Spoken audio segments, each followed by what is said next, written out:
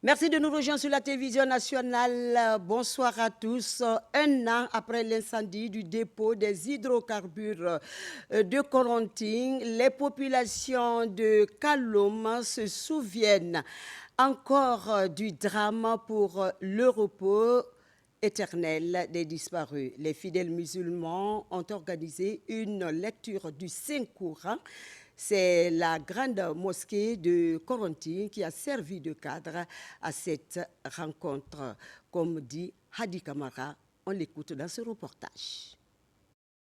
Il y a juste un an, après l'incendie du dépôt des hydrocarbures de Corentin, face à l'ampleur des dégâts, les différentes familles touchées se souviennent toujours du drame. Pour le repos éternel des illustres disparus, les fidèles musulmans de Kaloum sont fortement mobilisés autour du livre saint en collaboration avec les autorités. Ici, le ministre directeur du cabinet à la primature, présent à ce rendez-vous religieux, traduit le message de compassion du Premier ministre, chef du gouvernement. Je voudrais à cette occasion et au nom du président de la République, du Premier ministre, chef du gouvernement, remercier très sincèrement la population pour la qualité de l'organisation ici mise en place pour la lecture du Saint-Coran, à la mémoire non seulement de nos compatriotes, les filles et les fils de la Guinée qui ont été victimes de l'incendie en 2023 de Corentin 1, Corentin 2, étalé à tous les autres quartiers de Kaloum pour la paix qui règne à Kaloum, pour la cohésion sociale et surtout pour le vivre ensemble que les Kaloumoukas entreprennent depuis notre indépendance jusqu'à nos jours. Nous rendons grâce à Dieu qu'Allah le Tout-Puissant ait pitié de l'âme de tous nos dévanciers. Cette séance de lecture du Saint-Coran, placée sous le haut patronage du gouvernement, a regroupé plusieurs fidèles musulmans venus des 13 quartiers de Kaloum et environnant, une manière pour ces fidèles de rendre hommage aux victimes. Très fiers de cette initiative venant du gouvernement. Donc nous allons profiter de cette occasion pour remercier son Excellence Général Mamadi Doumbouya, son Excellence M. Baouri, Premier ministre, et tous les membres du CNRD et du gouvernement pour avoir pensé aux citoyens de Kaloum et particulièrement à ceux de Corentin pour cette lecture du Saint-Coran. C'est-à-dire qu'ils nous ont prouvé par cette initiative qu'ils nous portent dans leur cœur et que vraiment notre préoccupation est leur préoccupation. Donc cette lecture du Saint-Coran, c'est en hommage et en mémoire des disparus de l'explosion du site d'hydrocarbures de Conakry, précisément de Corentin. Donc nous allons leur dire merci au nom de tous les chefs de quartier de Kaloum et également au nom du maire de la commune de Kaloum. Le gouvernement Amadou Ouriba, soucieux de promouvoir la paix et la quiétude sociale, soutient ces genres de prières collectives du Saint-Coran dans tout le pays afin que Dieu facilite le rapprochement de toutes les filles et fils de la République de Guinée. Pendant ce temps, le chef d'état-major de l'armée de terre a procédé à la remise du matériel roulant au commandement du groupement d'intervention des forces rapides. Ce geste des autorités de la transition s'inscrit dans le cadre de la défense opérationnelle du territoire et de la lutte contre la criminalité transfrontalière. Adjudant Omar Kamara, correspondant de la presse, on l'écoute.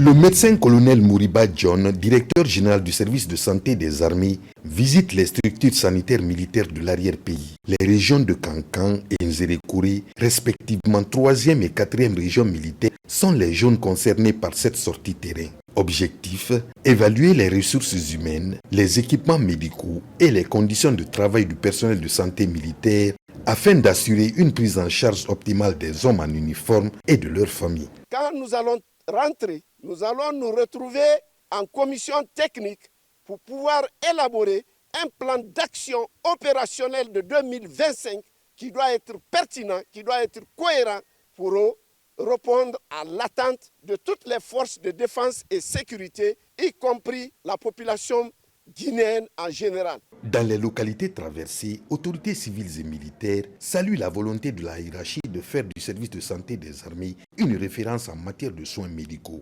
Elles ont particulièrement souligné la détermination des autorités à améliorer le fonctionnement de ces différentes structures. Une initiative perçue comme une avancée majeure dans l'accès aux soins pour les populations, notamment dans les zones les plus reculées. Sa présence ici, aujourd'hui, exprime davantage ce souci qui anime tous les responsables à tous les niveaux pour, n'est-ce pas, venir s'enquérir, n'est-ce pas, des réalités que nous vivons. Et cela apporte un réconfort moral et psychologique.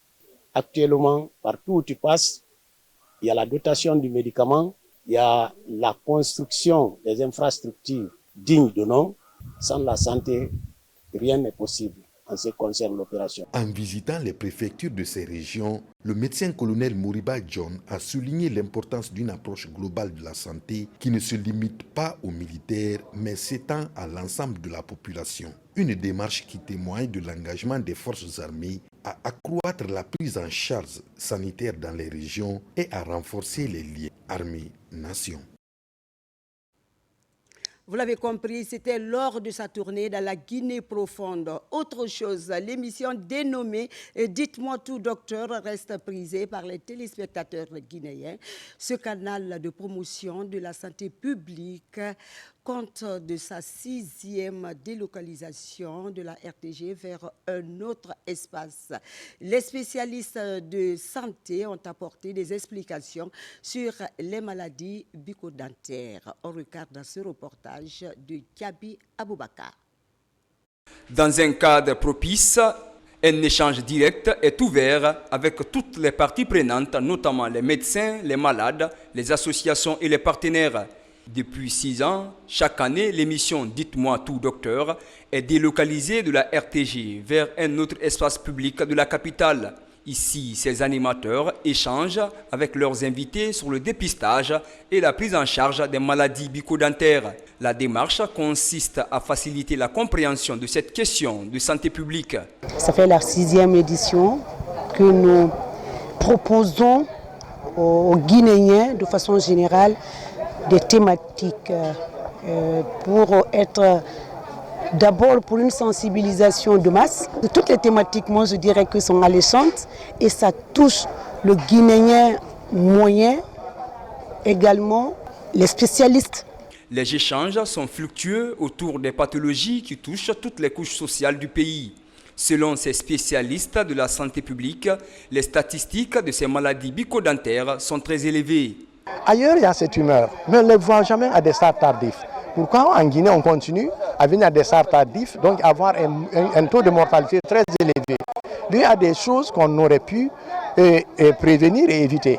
Appelle les communautés au diagnostic précoce de ces pathologies pour une meilleure prise en charge des patients dans les structures sanitaires spécialisées. Notre direction sous sa coupole 12 programmes de santé sur les 13 que compte le pays, dont le programme national de la santé bucco-dentaire. C'est ce qui a valu notre présence à cet événement, d'abord pour soutenir le programme dans les belles actions qui sont entreprises en collaboration avec cette émission « Dites-moi tout, docteur ». Sur le terrain, la campagne de sensibilisation et de dépistage des affections bucco-dentaires chez les enfants d'âge scolaire est officiellement lancée. C'est l'école primaire de Dixine Centre 1 qui a servi de cadre au lancement de ces activités. De là, nous sommes passés à la phase de distribution des brosses à dents dans les petites classes en donnant aussi des petits messages, comme c'est des enfants en préscolaire, en maternelle et en première année d'école. Le choix de cette thématique n'est pas fortuit pour ces initiateurs. Avec leur public cible, ils entendent vulgariser les bons réflexes, notamment se laver les dents au moins 2 fois par jour pendant 2 minutes avec les brosses à dents souples, l'utilisation des dentifrices contenant du fluor et faire une visite de prévention chez le dentiste 1 fois par an. Une initiative qui mérite d'être encouragée. Santé toujours, cette fois-ci, lancement BOFA de la campagne de vaccination gratuite des chiens contre la rage, une maladie mortelle pour l'homme. C'est une initiative du ministère de l'Agriculture. L'opération va toucher toutes les sous-préfectures de cette région. L'objectif est d'éradiquer cette maladie, nous dit Moussa Bangoura. On l'écoute. La campagne nationale de vaccination gratuite des chiens contre la rage se poursuit. Après Conakry, la capitale, les agents vaccinateurs de la Direction nationale des services vétérinaires du ministère de l'Agriculture et de l'Élevage sont à l'intérieur du pays. Ici, dans la préfecture de Bofa, les opérations sont pilotées par la Direction préfectorale de l'Agriculture et de l'Élevage. L'objectif du gouvernement est d'éradiquer cette maladie mortelle chez l'homme d'ici 2030. C'est une campagne qui prend tout un mois. Donc, au mois prochain, ça continue. Donc, il y a 3 équipes que nous avons pu mettre sur place pour sillonner tout le littoral. Vous savez qu'il y a beaucoup de ports, il y a beaucoup de débarcadères ici. Et les chiens, ça se trouve beaucoup au niveau des débarcadères, les hôpitaux, ainsi de suite. Donc, les 3 équipes-là se répartissent. Et il y a une équipe qui doit couvrir Koba, la commune urbaine, une autre équipe qui doit couvrir Dupuru, Tunifili, et une autre équipe qui va couvrir Mankouna et les autres débarcadères. Citoyens et autorités locales à tous les niveaux étaient tous mobilisés pour la réussite de l'exercice. Selon les initiateurs, près de 4000 doses de vaccins sont mises à disposition pour l'effectivité des actions sur le terrain. Cette vaccination dans la préfecture de Bofa est une réelle satisfaction, car cette activité est une activité noble et qui nous permet d'éradiquer beaucoup de maladies au sein de notre population. C'est une bonne activité pour la commune, en ce sens qu'il y a des chiens errants et les chiens qui sont là, ils ne sont pas protégés, ils ne sont pas canalisés. C'est des chiens qui passent partout. Alors si une campagne de vaccination est lancée aujourd'hui pour vacciner ces chiens-là, ces chiens errants et les chiens de domicile, c'est une très bonne chose pour nous. Les jours à venir, d'autres équipes seront déployées dans les sous-préfectures et débarcadères de la préfecture, où des porte-à-porte seront organisés afin d'exhorter la population à adhérer à cette campagne gratuite pour qu'aucun chien ne transmette cette zoonose aux citoyens. Religion pour parler de l'église anglicane qui a célébré la nativité du Christ dans la joie et dans l'allégresse à la cathédrale Toussaint de Calome. Monseigneur Jacques Boston a présidé la célébration pendant laquelle il a véhiculé le message d'amour et de paix. Noël, c'est la naissance de Jésus-Christ. Cette commémoration rappelle aux chrétiens l'amour de Dieu envers les hommes. Les détails avec Marie-Angélique Bangoura. Noël, la nativité du Christ à Bethléem, représente un symbole fort de la foi chrétienne. Il y a 2025 ans, le Christ naquit, comme le prévoyaient déjà les Écritures. L'Église anglicane a également marqué cette commémoration sous le signe de la reconnaissance pour les bienfaits de Dieu et surtout d'avoir apporté son Fils pour sauver les hommes. La joie de Noël n'est pas une conquête de l'homme, du chrétien, du religieux. C'est un don du Seigneur et c'est ce don que Dieu nous donne aujourd'hui. Alléluia. Noël est un cadeau que nous ne méritons pas, parce que Dieu accepte tout simplement de devenir un de nous. Alléluia. Désormais, l'homme vit avec Dieu. Désormais, l'homme est réconcilié avec Dieu. Avec des chants de joie et d'allégresse, les fidèles ont imploré la grâce du Très-Haut. Ici, à la cathédrale Toussaint de Conakry, c'est la joie de revivre Noël sous le signe de l'amour et de l'unité. Je profite de cet instant pour lancer un message de paix à toute la jeunesse guinéenne et à la population guinéenne en général. Parce que nous sommes dans une période un petit peu tendue, une période de transition. Donc j'appelle tout le monde au calme, à la sérénité, à la joie et la quiétude, pour qu'ensemble nous puissions faire quelque chose de positif dans ce pays. C'est pour nous un honneur que les églises nous acceptent et acceptent de partager avec nous ce moment important. Donc ce que nous voulons, nous apportons, c'est le message de tous les jours, un message de paix, un message de rassemblement, un message de confiance en l'avenir de la Guinée, un message de confiance en la Guinée. Les Guinéens doivent faire confiance à leur pays, les Guinéens doivent croire que nous pouvons sortir de cette situation telle qu'elle est. Mais elle passera par nous, elle passera par le phénomène que l'on essaye de recréer avec Noël, la magie de Noël, croire en l'impossible. Et je suis convaincu que dans toutes les églises de Guinée aujourd'hui, on a prié pour la paix et qu'on a prié aussi pour ce changement d'esprit, ce changement de mentalité de tout le monde pour aller vers une cohésion parfaite et pour une réussite de notre pays.